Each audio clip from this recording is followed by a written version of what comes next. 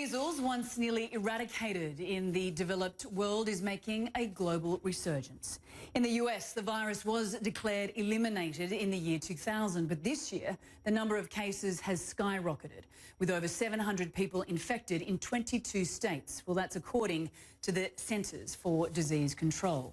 Globally, according to the World Health Organization, cases are 3 times higher the first 4 months of the year compared to the same period in 2018.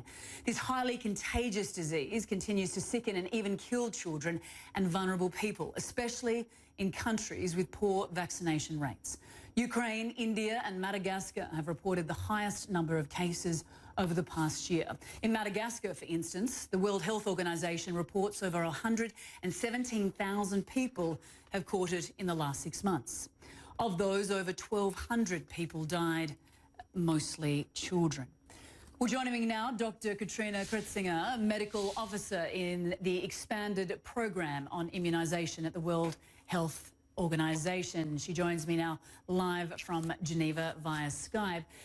We are seeing the United States experience the worst outbreak of measles in decades, but this is a global phenomenon hitting the numerous countries that we just mentioned. Tell us what is going on. Why the rebound of measles?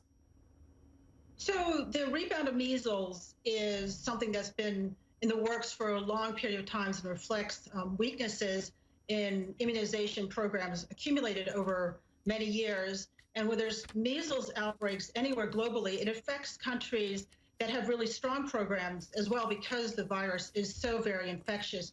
You previously mentioned the United States, and the outbreaks in the United States right now are a result of importations into the United States from countries which are experiencing outbreaks elsewhere. Yeah, tell us, where has the outbreak stemmed from? So in the United States, there's been the CDC, as you mentioned, just put out a release this morning through their morbidity and mortality reports, stating that there's over 40 different individuals who traveled, who came back to the United States from many different areas in the United States.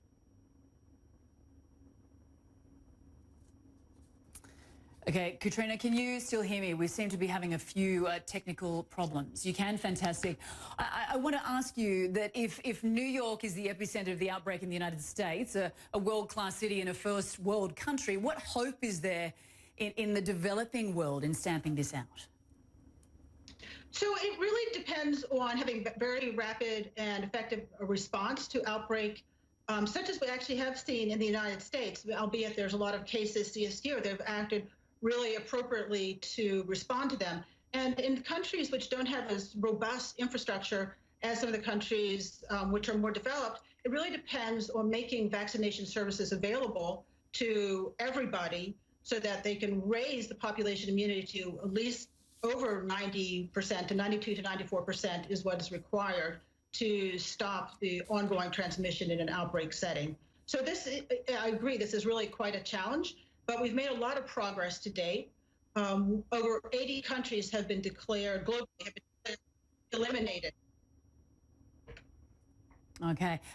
Katrina, measles vaccine, it's considered safe. So why aren't parents vaccinating their children, and what is your message to them? So parents really owe it to their children to provide them with this life-saving intervention, not only for measles, but for all immunizations.